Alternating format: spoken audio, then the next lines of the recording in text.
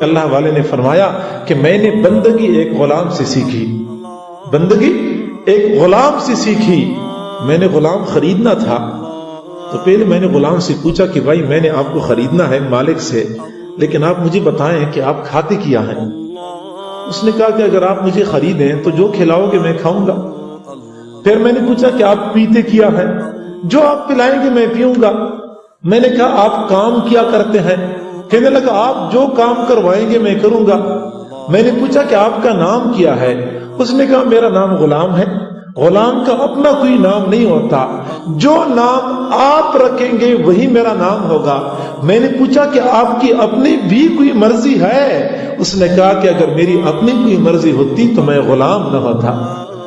میرا غلام ہونا اس بات کی دلیل ہے کہ میری اپنی کوئی مرضی نہیں ہے۔ اللہ کے بندے، اللہ کے مقربین وہ ہوتے ہیں جنہوں نے اپنی مرضی رب ذوالجلال کی مرضی میں فنا کر رکھی ہوتی ہے۔